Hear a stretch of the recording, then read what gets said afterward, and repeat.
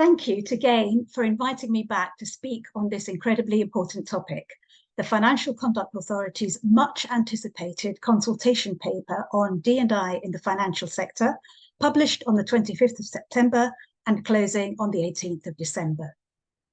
I was at the FCA when its regulatory D&I workstream was launched, and the 2021 discussion paper kicked this off. Among other things, I'm now an ambassador for the Diversity Project and the executive sponsor for its disability workstream. So I'm really pleased to see that GAIN and the Diversity Project have joined forces to maintain the impetus on improving the working world for neurodivergent colleagues. I'm going to spend the next few minutes outlining the key proposals in the FCA's paper and giving a bit of context around why the FCA thinks it should act, why it thinks it can act, and what it thinks it should do to drive change in the sector. So hopefully this will be useful to those of you who work in financial services, to those of you with an interest in seeing progress made in D&I, and to those of us, that is all of us, who are customers of financial services firms. I ought to warn you now that neurodiversity will hardly feature in what follows, and you might want to think about that as you listen to me and as you think about whether you want to respond to the consultation paper. So first, why is the FCA taking action? There are a number of reasons why the FCA has made D&I in financial services a priority. The first is that the UK financial services sector is not diverse. I could give you endless data to prove this point, but just a few examples. When I was at the FCA, until about a year ago, less than 20% of senior management function holders were women. And this is consistent with a more recent Deloitte study, which shows that only 19% of C-suite are women. And the Citywire Alpha Female Report 2023, which says that only 12% of fund managers are women. The Parker Review shows that over 100 of the FTSE 250 companies have no ethnic representation on their boards or no data. Looking at social mobility, research from the Bridge Group shows that 9 out of 10 senior leaders in financial services are held by those from higher socioeconomic backgrounds, and that those from lower socioeconomic backgrounds take 25% longer to reach senior levels with no link to talent or performance. And finally, the UK financial services sector has the widest gender pay gap of any UK sector. A PwC report says 27% compared to a national average of 12%. And if it carries on closing at current rates, none of us will be around to celebrate gender pay parity. All of this cannot be good for UK consumers of financial services. The FCA's Financial Lives survey shows that consumers from minority groups experience unequal outcomes and barriers to access, from basic bank accounts to access to venture capital funding. For example, over 50% of people with disabilities have trouble dealing with providers, and disabled applicants for current or basic accounts are twice as likely to be refused.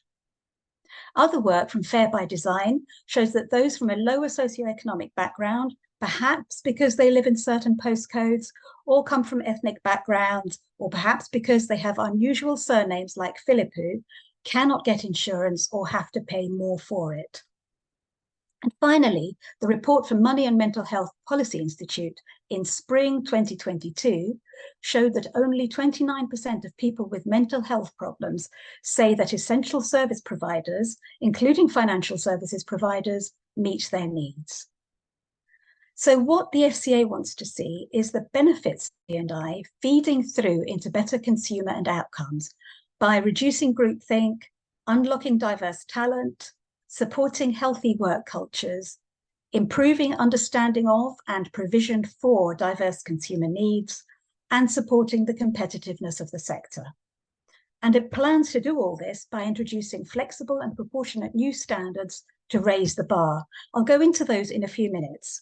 But let's just pause for a moment on that reducing groupthink point, which runs as a very bright thread throughout the FCA's proposals. It's clear that the FCA considers that diversity of experience and of thought will reduce groupthink, which will in turn lead to improved consumer and market outcomes. People often cite the 2008 financial crisis as an example of what can happen when groupthink goes unchallenged.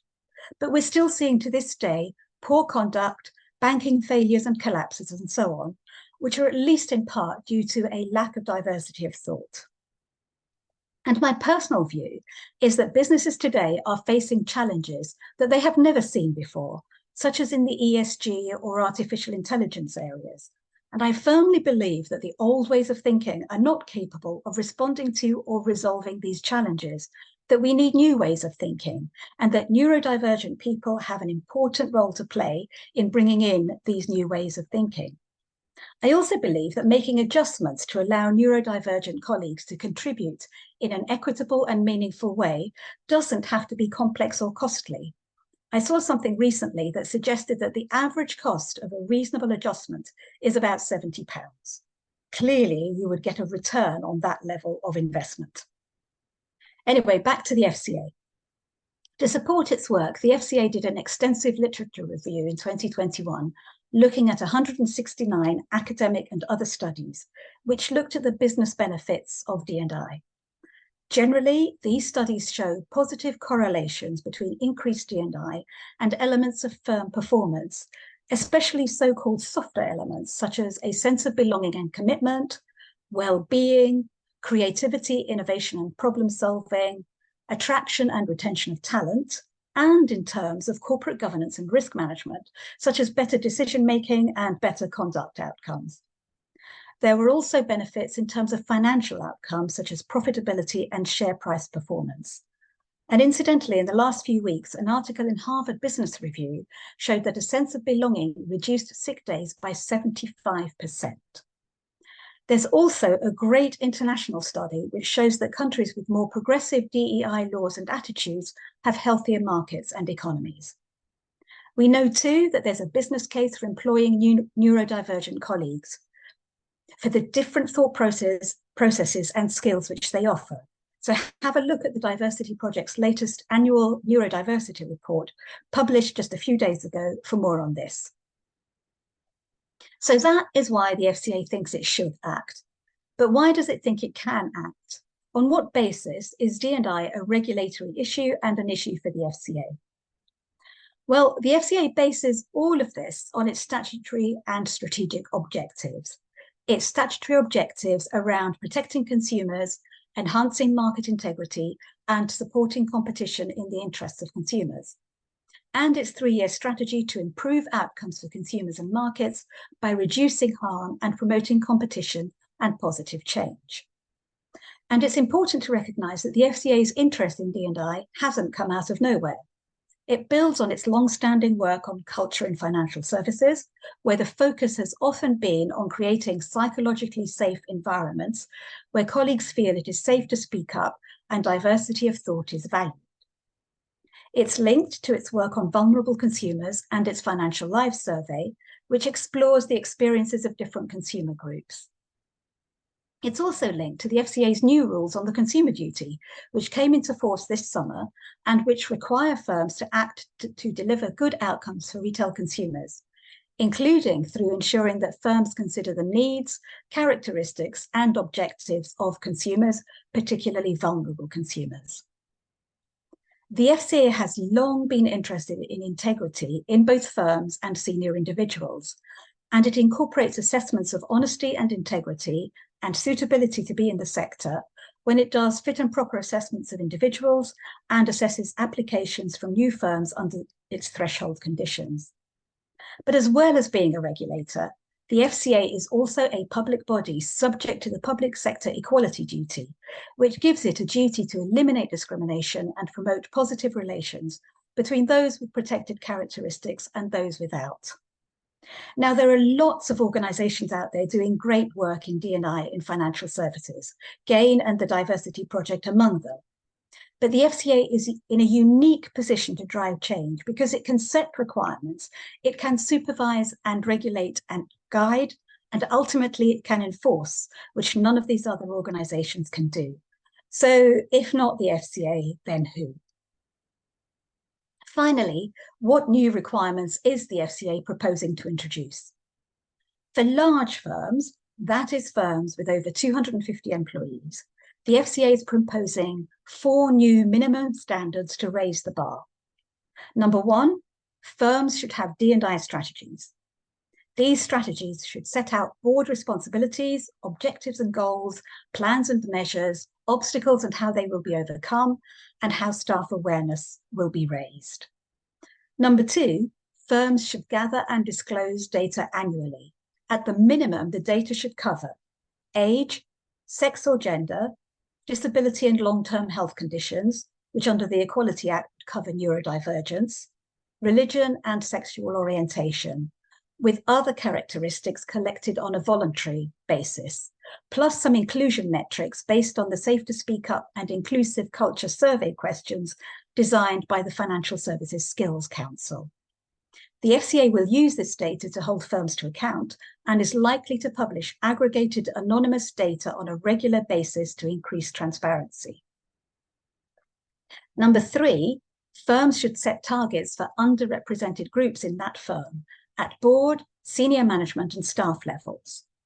The FCA has not mandated those targets on the basis that no one size fits all, but it does expect firms to be able to provide a rationale for the targets they have chosen. And number four, the FCA also proposes that D&I matters should be considered a non-financial risk and treated appropriately within firm governance and decision-making structures. In connection with this last point, the FCA plans to publish further guidance on what constitutes non-financial misconduct and when it will be considered relevant to fit and proper assessments. The FCA does make some helpful statements in its CP, but the line around where it will act and where it will not still seems to me to be a bit blurred. So this might be an area where you might want to provide feedback to the regulators. What is not blurred is the assumption behind these proposals that in today's world, as a senior leader, what you do in your working life and in your private life cannot be entirely separated. The proposals around the collection of data is one area where you might wish to respond to the FCA. As I have said, collection of data on disability and long-term health conditions as per the Equality Act will be mandatory if the proposals are accepted.